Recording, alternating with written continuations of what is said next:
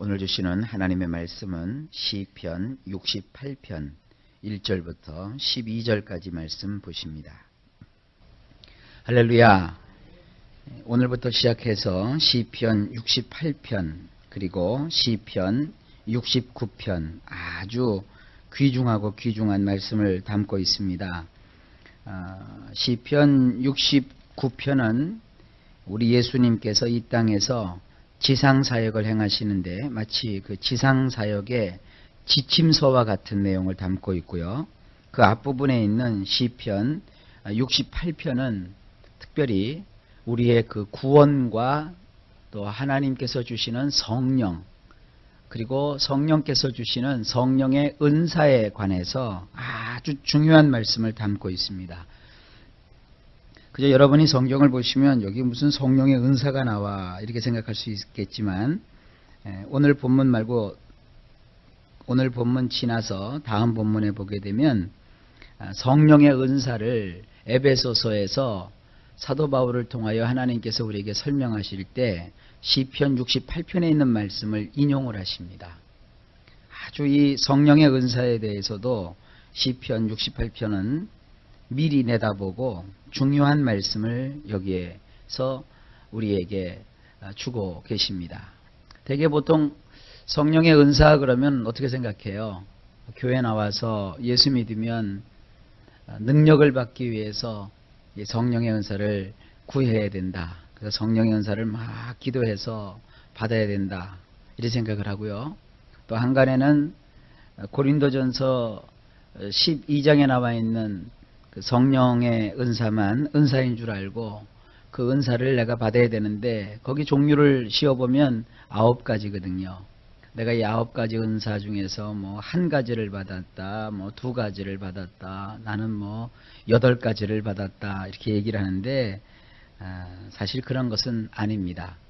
성령의 은사는 왕이신 우리 예수님께서 원수를 물리치시고 원수를 다 패하게 하시고 원수를 무찌르신 다음에 왕궁에 그 원수들에게서 빼앗은 노획물들을 가지고 입성을 하세요.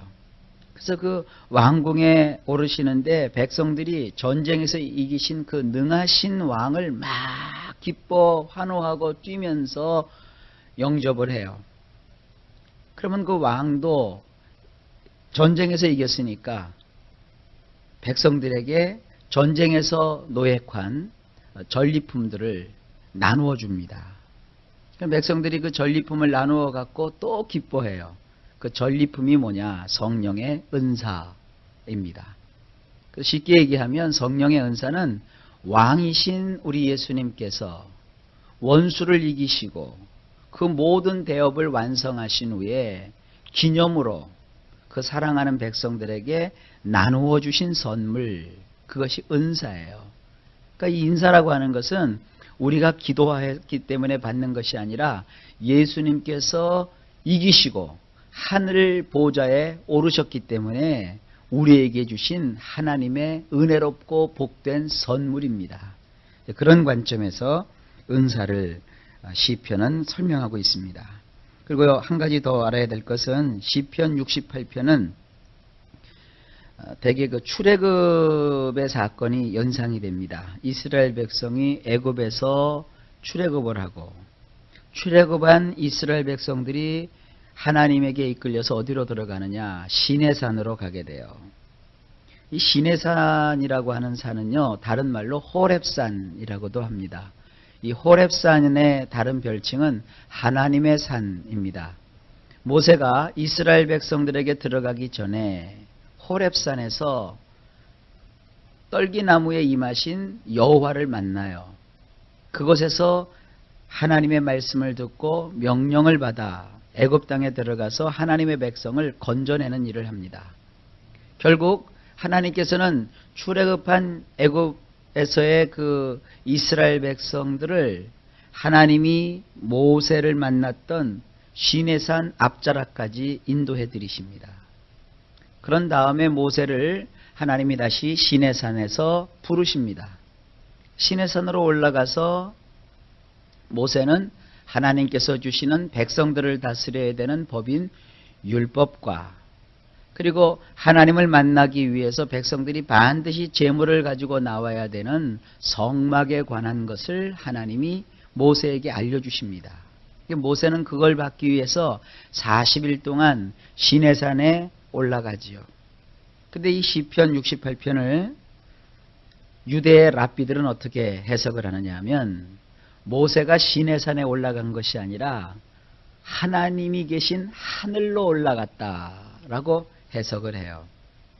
모세라는 말 자체가 건짐을 받은 자라는 뜻입니다. 우리가 구약에서 보게 되면 모세를 갈대 상자에 담아가지고 그 부모가 나일강에다가 둥둥둥둥둥둥둥 띄워놓잖아요.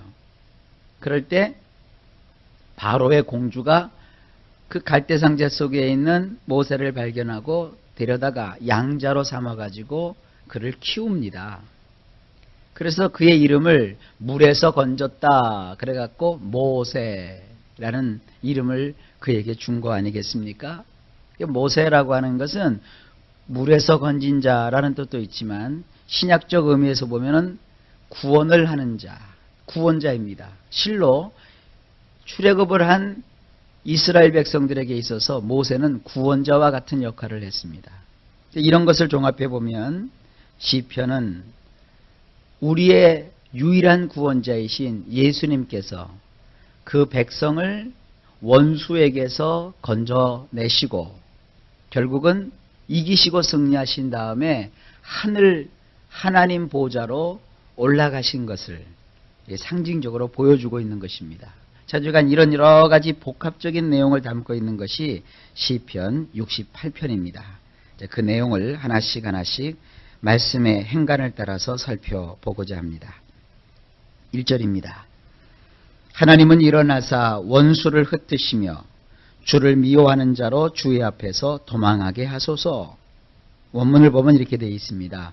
엘로힘께서 일어나셔서 흩어버리실 것이니이다. 그분의 대적들을, 그분을 미워하는 자들을 그분 앞에서 도망치게 하실 것이니이다. 뭔가 전쟁이 벌어지죠. 엘로힘께서 일어나셔서 원수를 다 흩어버리시고 또 하나님을 미워하는 자들을 하나님께서 쳐서 하나님 앞에서 그들이 다 도망을 치게 만드신다는 것이에요. 2절입니다. 연기가 몰려감같이 저희를 몰아내소서. 불 앞에서 미리 녹음같이 악인이 하나님 앞에서 망하게 하소서. 원문은 이렇습니다. 연기를 몰아냄같이 당신께서 몰아내시리이다. 왁스가, 여기 밀이라고 되어 있는데 이것이 이제 촌밀, 특별히 그 벌꿀, 뭐라고 하죠? 그 벌들이 꿀을 물어다가 이렇게 모아놓잖아요. 그러면 그 벌집 속에 들어가 보면은 거기 이렇게 밀랍들이 있어요. 그 밀랍을 불에다 갖다 놓고 이렇게 대면 밀랍이 똑똑똑똑똑똑 녹아서 떨어져요. 그것이 바로 여기서 말하는 밀이고요. 다른 말로는 그걸 왁스라고 합니다. 우리들은 밀이라는 말보다는 왁스라는 말이 더 익숙하지요. 그 왁스가 불 앞에서 녹는 것처럼 사악한 자들이 엘로힘 앞에서 망하게 하소서. 3절입니다. 의인은 기뻐하여 하나님 앞에서 뛰놀며 기뻐하고 즐거워할지어다. 원문은 이렇게 되어 있어요. 그렇지만 의로운 자들은 엘로힘 앞에서 즐거워하며 크게 환호하게 하소서. 그들로 환희 속에서 기뻐서 펄쩍펄쩍 뛰게 하소서. 얼마나 기쁘냐 하면 원수가 물러가고 대적이 멸망했는데 그것이 얼마나 백성들에게 큰 기쁨의 소식인지 그들은 즐거워하며 크게 환호하고 또 환호 속에서 기뻐서 펄쩍펄쩍 뛰게 하소서 그랬어요. 이 3절을 원문으로 보면은 기뻐하다, 즐거워하다, 너무너무 좋아서 막 팔짝팔짝 뛰다, 그리고 막 소리를 지르면서 그들의 기쁨을 막 표현하다, 이런 단어들이 이 짤막한 3절 구절에 가득 차 있어요. 그렇습니다. 하나님이 우리 인생 가운데 함께 하셔서 이기게 하시면 우리에게는 이러한 기쁨이 있는 거예요.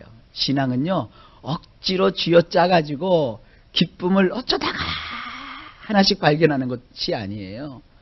기뻐할 게 하나도 없는데 아주 기뻐하려고 애쓰고 노력하는 게 아니에요. 그냥 막 기쁨이 온통 우리의 삶 속에 넘치도록 찾아와가지고 그 환호 속에서, 기쁨 속에서 막 소리를 지르면서 좋아가지고 펄쩍펄쩍 뛰는 거예요. 여러분, 예수를 믿는 사람에게는 이러한 기쁨의 축복이 반드시 예수님으로 말미암아 있다는 사실을 믿으십시오. 4절입니다. 하나님께 노래하며 그 이름을 찬양하라. 타고 광야에 행하시던 자를 위하여 대로를 수축하라. 그 이름은 여호와시니 그 앞에서 뛰놀지어다. 이렇게 우리 성경으로 봤을 때 이게 비비 꼬이는 그런 느낌을 받는 이런 구절들은 원문에서도 해석하기가 참 힘든 구절이에요. 그러니까 이런 구절 때문에 성경 해석하는 게 아주 어렵다, 그렇게 얘기를 하거든요. 자, 원문을 보면 이렇습니다. 엘로힘을 노래하라. 그리고 그 분의 이름을 위해서 음악을 만들어라. 그런 다음에 우리 성경에는 여기 타고 광야에 행하시던 자들을 위하여 대로를 수축하라 이렇게 되어 있는데, 여기서 대로를 수축하라는 말은 원문에는 없어요. 근데 그 원문의 뜻을 밝히려고 여기 이렇게 번역을 해놓은 거거든요. 원문대로 하면 이렇습니다. 격찬하라. 격찬하라. 격찬하라는 말을 우리 성경에서는 여기서 수축하라 혹은 대로를 수축하라 이렇게 의역을 했거든요. 근데 원문은 격찬하라. 격찬이 뭔 줄 알죠? 아낌없이 그를 높여라. 그를 칭찬하라. 그를 막 기려라. 여기 드넓은 사막들에서 구름을 올라타신 야라고 이름하시는 그분을, 그분 앞에서 좋아 어쩔 줄을 몰라 할지어다. 이 원문이 주는 의미가 이래요. 자, 여기서 몇 가지 얘기를 좀 해야 될 텐데, 우리 성경에는 그저 대로라고 되어 있는데요. 원문에 보면 이것이 아라바라고 되어 있어요. 아라바. 지도를 펴놓고 이스라엘 중심을 해가지고 주변을 보게 되면 거기 아라비아 사막이 쭉 나오거든요. 그 아라비아 사막이라고 부르는 그 아라비아 혹은 아라바, 이것은 뭐냐면 사막이 여러 개가 이렇게 겹쳐 있는 곳을 말해요. 근데 여기 성경에 이 아라바트라는 말이 나오는데, 저는 이것을 드넓은 사막들이라고 이렇게 번역을 했거든요. 근데 우리 성경에서는 이건 뭐 광야라고 여기서 그냥 번역을 했거든요. 근데 랍비들은 이걸 어떻게 해석을 하느냐 하면 하늘들 혹은 구름들이라고 표현을 해요. 그래서 이 드넓은 사막들에서 구름을 올라타신 그러한 하나님이라고 표현을 해요. 그러니까 이게 무슨 뜻이냐면 이스라엘 백성들이 애굽에서 출애굽을 했다고요. 그래가지고는 시내산이 있는 곳이 바로 이 아라바 지역이거든요. 그 사막들이 쭉 연결되어 있는 광야지대란 말이에요. 그 광야지대로 하나님께서 이스라엘 백성들을 이끄시는데, 출애굽한 백성들이 한 450만 명 정도 되거든요. 여러분, 넓은 그 사막지대, 사막에는 나무도 없지요. 또 그렇다고 해서 숲이 우거져 있지도 않지요. 넓게 펼쳐져 있거든요. 근데 그곳에 한 450만 명 되는 사람들이 쫙 퍼져 있다고 생각해 보세요. 그리고 온통 사막을 사람들이 뒤덮고 있는 것이죠. 그런데 이스라엘 백성들이 그 사막을 지날 때 어떤 일이 있었어요? 하나님이 낮에는 구름 기둥을 보내시고 밤에는 불 기둥을 보내셨는데, 그 구름 기둥은 말이죠, 이스라엘 백성들 전체를 그 따가운 태양빛에서 그들을 지켜주고 보호해주는 그늘을 만들어줬지 않습니까? 그러니까 이스라엘 백성들이 사막 전체에 퍼져 있는데, 그 사막 전체에 퍼져 있는 이스라엘 사람들을 온통 뒤덮을 정도로 구름이 탁하게 임한 거예요. 그게 얼마나 장관입니까? 근데 그 구름 위에 누가 계신 거예요? 하나님이 탁 올라타고 계신 거예요. 구원이라고 하는 것은 예수님 혼자 저 맨 앞에서 열심히 뛰어가고 계시고 우리도 허덕허덕하면서 주님을 쫓아가는 게 아니에요. 하나님이 구원하셔야 될 그 수많은 백성들 그 위로 하나님께서 자욱하게 빽빽하게 구름을 내리셔서 그들을 마치 암탉이 병아리를 품듯이 이렇게 날개로 보호함처럼 구름으로 하나님께서 쫙 깔리게 하시고 그 위에 누가 계신 거예요? 하나님이 그 구름 위에 탁 타셔는 이스라엘 백성들을 지금 어디로 이끌고 계시는 거예요? 광야를 지나서 시내산으로 그들을 하나님이 이렇게 몰고 가고 계신 거예요. 그분이 누구냐? 야예요. 야. 이스라엘 말로 야라는 말은 여호와라는 말을 줄여서 야라고 했어요. 이것을 요즘 이제 교회에서 뭐 야외, 특별히 이제 순복음께서 이렇게 잘 쓰죠. 야외. 근데 이스라엘 백성들은 여호와라는 말을 한마디로 야라고 했어요. 야. 한번 해볼까요? 야. 예. 그 야가 뭐냐면 여호와라는 거예요. 그래서 이 야라고 이름하는 그 여호와, 그분이 드넓은 사막에서 구름을 올라타시고 이스라엘 백성들을 이끄시니까 그 구름 밑에 있는 이스라엘 백성들은 뭐예요? 좋아 죽는 거죠. 뭐. 하나님이 우리 위해서 우리를 덮으셨다. 우리를 이렇게 인도하신다. 여러분, 우리가 교회 나와가지고요, 자꾸 인간만 보고 또 교회 나와서 기도할 수밖에 없는 자기의 처지만 보고 그러면 기쁨이 없죠. 그러나 교회 나와서 예수님을 보고 우리를 구원하시는 하나님을 보게 되면 정말 영의 눈이 열리면 너무너무 좋아서 어쩔 줄을 몰라 하게 돼요. 그래서 성경은 뭐라고 합니까? 너 아무것도 걱정하지 마라. 하나님이 너와 함께 하시면 못 이룰 것이 없어. 이렇게 성경이 계속 얘기하고 있는 거예요. 마치 뭐 걱정거리 속에서 죽어갈 수밖에 없는 자들에게 억지로 강제로 또 혹은 속여서 너는 이제 기뻐해 감사해 이렇게 세뇌를 해가지고 억지로 웃음을 자아내고 억지로 감사하게 하는 게 아니에요. 실제로 우리의 영안이 열려서 마치 이스라엘 백성들이 그 출애굽을 하는 기적과 같은 그 현장에서 구름 위에 계신 야, 곧 하나님을 바라보며 기뻐서 어쩔 줄을 몰라 했던 이와 같은 정황이 영적으로 우리에게 느껴지고 깨달아지면 우리는 지금부터 주님이 우리를 부르시는 그날까지 단 한순간도 슬퍼할 것도 없고 걱정할 것도 없어요. 우리를 구원하시는 이 놀라우신 하나님을 우리가 만나고 보고 느끼고 그 인도함을 받는데 우리에게 남는 것은 뭐예요? 그저 좋아서 어쩔 줄을 모르는 것이죠. 이와 같은 일을 오늘날 누가 하시는 거예요? 성령님이 하시는 거예요. 성령님은 우리를 덮는 구름처럼, 성령님은 우리를 인도하시는 그 불기둥처럼, 구름기둥처럼 우리 위에 임하셔서 우리를 이끌어 가시는 거예요. 그러니까 성령이 충만하면 우리 안에 뭐가 생겨요? 기쁨이 넘치는 거죠. 삶을 살 수 있는 능력이 있는 것이죠. 자, 이렇게 놀라운 일들이 벌어지고 있습니다. 자, 이제 진도를 좀 빨리 나갑시다. 5절. 그 거룩한 처소에 계신 하나님은 고아의 아버지시며 과부의 재판장이시라. 원문을 보면 고아들의 아버지시며 과부들의 변호사이신 엘로힘은 그의 거룩한 처소에 계시도다. 여기서 말하는 이 거룩한 처소는 시내산을 가리키는 거고 한꺼풀 더 들어가서 하늘 보좌를 가리키는 거예요.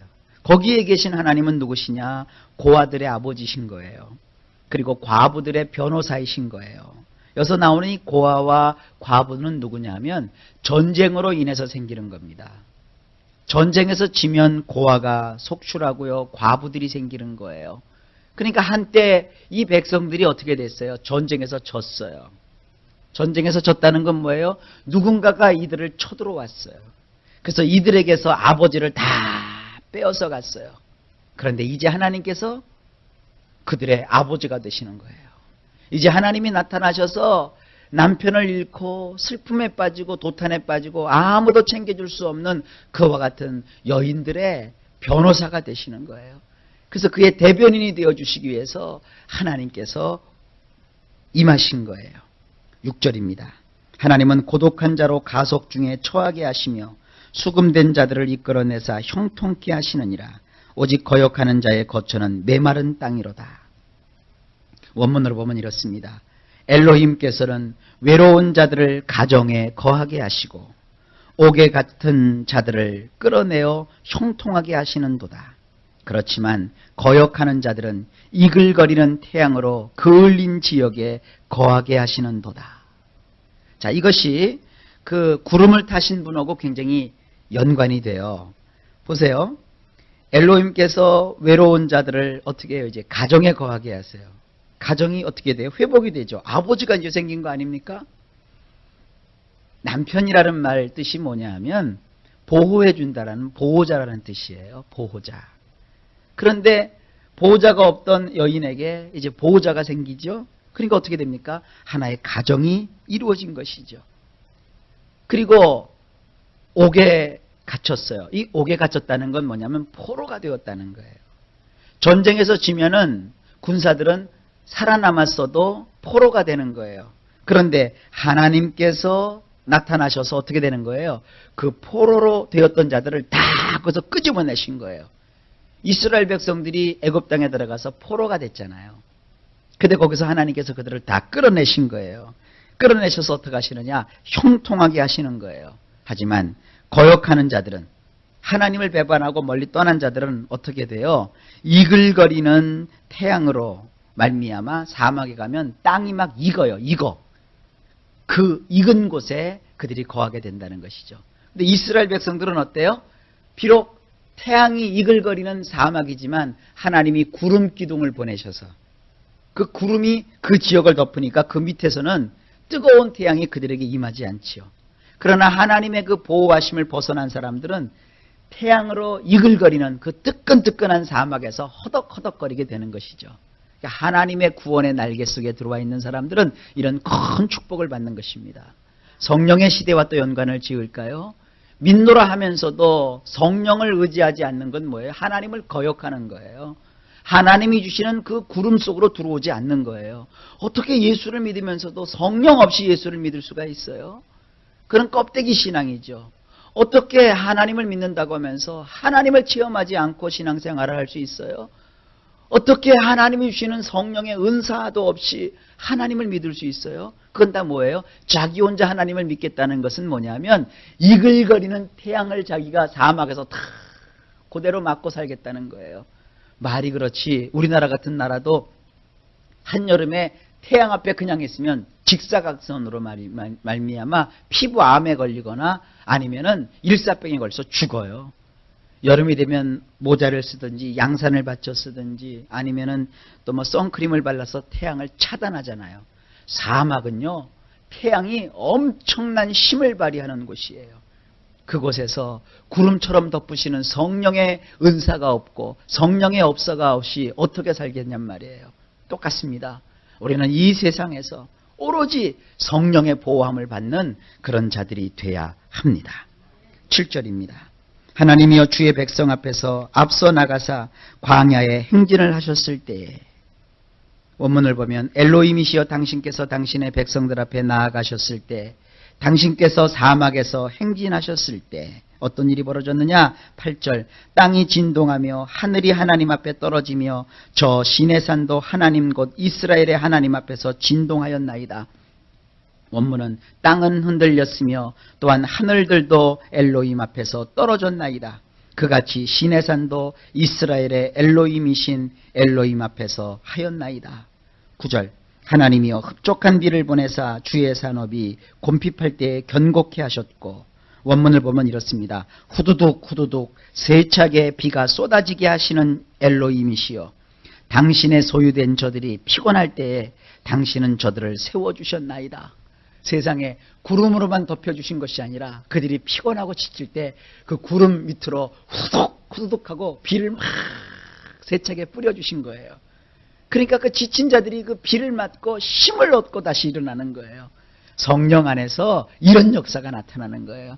인생이 지치셨습니까? 신앙생활하다가 우리가 곤비했습니까? 다른 거 없어요. 성령이 주시는 그 성령의 단비를 맞아야 돼요. 그러니까 성령의 단비를 주어 새롭게 하옵소서 그러잖아요. 이런 성령의 역사가 여기 벌써 있는 거예요. 자, 그 다음에 10절. 주의 회중으로 그 가운데 거하게 하셨나이다. 하나님이여 가난한 자를 위하여 주의 은택을 준비하셨나이다. 당신에게 속한 생존자들이 그곳에 거하게 하셨나이다. 엘로힘이시여 당신은 그 고통하는 자들을 위하여 좋은 것들을 준비하여 주셨나이다. 좋은 것을 주시는 거예요. 성령 안에서 좋은 것이 우리에게 주어지는 거예요. 11절에 주께서 말씀을 주시니 소식을 공포하는 여자가 큰 무리라. 이거 굉장히 중요한 구절입니다. 원문을 보면 이렇게 됩니다. 주님께서 말거리를 주시오니 좋은 소식을 전하는 여자들이 엄청난 수의 무리니이다. 이 여성들의 특성이 뭡니까? 이거 좀 비하하는 발음 같지만 여성들은 수다를 많이 떨죠. 수다. 그래서 어떤 그 좋은 일이 있으면 가만히 못 있는다고요. 수다를 떠는 거예요. 지금 그걸 생각하시면 돼요. 가뜩이나 수다를 잘 떠는 특징을 가지고 있는 여성들에게 하나님께서 뭐를 주세요?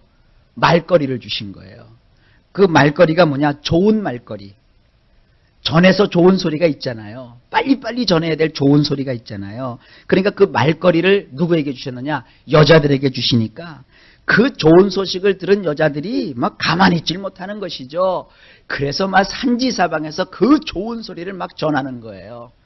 그런데 원문을 보면 여기 이런 구절이 하나 또 있어요.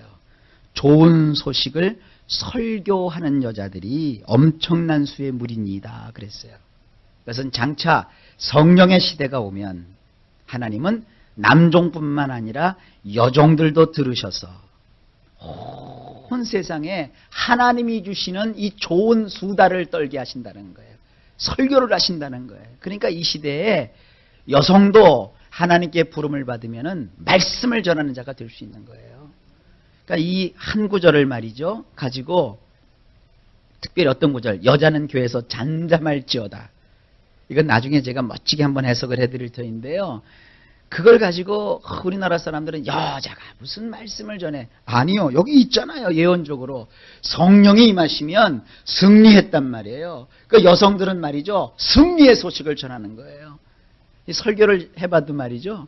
남자 목사님들은 뭐 그냥 구질구질한 얘기들만 해요. 뭐 어떻고 누가 어떻고 누가 저떻고 그러는데 여성 목사님들은 뭐 다른 거 안 전해요. 내가 만난 하나님, 내가 만난 성령님, 나를 이렇게 목사가 되게 하시고 구원해 주신 하나님에 대한 수다를 떠는데도 뭐 정신없어요. 그 여성 목사님들이 목회를 하면 성도들이 신바람이 나잖아요. 뭐를 전하니까? 내가 만난 예수님. 그러니까 저는 그러는 거예요. 그 목회가 어려운 게 아니에요. 뭐 성경을 연구하고 뭐 헬라어가 어떻고 히브리어가 어떻고 그럴 필요가 없다는 거예요. 여성 목사님들은 다른 거 없어요. 내가 만난 예수님, 하나님이 나에게 주신 그 말거리를 그저 기쁘게 막 전하는 거예요. 이게 마지막 시대에 예언된 하나님의 말씀이에요. 11절. 그러니까 성령 충만해야 돼요. 남성 목상도 마찬가지지만 특별히 여성 목회자들은 또 여성 지도자들은 다른 거 없어요. 성령을 체험해서 내가 만난 예수님을 이렇게 막 전하면 돼요. 우리 성도님들도 마찬가지예요. 주눅들 거 없어요. 배워서 전하는 게 아니에요. 내가 만나서 만난 하나님을 막 전하면 되는 거예요. 어느 정도냐? 12절. 시간이 좀 갔지만 이것까지 해야 되겠어요. 여러 군대의 왕들이 도망하고 도망하니 집에 거한 여자도 탈취물을 나누는도다. 이게 원문은 이렇습니다. 여러 군대의 왕들이 도망하고 도망하리니 집에 거한 여자조차도 노획품을 나누어 가질 것이니라. 얼마나 왕들이 많이 몰려왔었느냐 하면 엄청난 군대를 몰고 왕들이 왔어요. 그러나 하나님이 딱 등장하시니까 어떤 일이 벌어져요? 막 땅이 다 진동할 정도니 뭐 그까짓 거 군대 하나는 아무것도 아니죠. 하나님이 나타나셔서 그 왕들을 다 물리쳐버리셨어요. 그 왕들이 도망하고 도망했어요. 그러니까 엄청난 전리품들이 남아있잖아요. 얼마나 전리품이 많은가 하면 대개 전리품은 군인들에게만 나눠주거든요. 근데 전리품이 나눠줘도 남으니까 이제는 집에 콕 틀어박혀가지고 바깥 출입도 안 하는 여자들에게까지 노획물을 나누어 가질 수 있을 만큼이 된 거예요. 이게 성령의 시대예요. 성령의 시대는 말이죠. 그저 집에 앉아서 살림밖에 할 줄 모르는 여인들에게도 하나님이 주시는 이 은혜가 있기 때문에 그저 엄청난 거예요. 하여간 집 안팎으로 하나님 주시는 것들이 너무너무 많은 거예요. 여러분, 이런 시대가 무슨 시대예요? 오늘날 교회 시대예요. 예수님이 이러한 은혜를 주신 거예요. 그러니까 여러분들은 어쩌다가 축복 하나 받고 어쩌다가 복음 전하고 그게 아니에요. 그저 만나는 사람들에게 전하지 않고는 못 배기는 이러한 시대가 되었으니 먼저 내가 하나님을 체험해야죠. 성령의 충만을 받으십시오. 성령의 충만을 받아서 그저 어제 저녁에 봤던 드라마가 너무너무 좋아갖고 오늘 내가 이 재미난 걸 누구한테 얘기해 줄까 하는 그런 여인처럼 하나님이 나에게 주신 이 은혜를, 하나님이 나에게 주신 이 감격을, 하나님이 나를 만나 주신 이 기쁨을 여러분들이 만방에 전하는 이런 복된 여인들의 무리가 되시기를 예수님의 이름으로 축복합니다. 오늘도 예수님 안에서 승리할 것입니다. 좋은 일이 있다고 했어요. 이 좋은 일이 저나 여러분에게 넘칠 줄로 믿습니다. 예수님 안에서.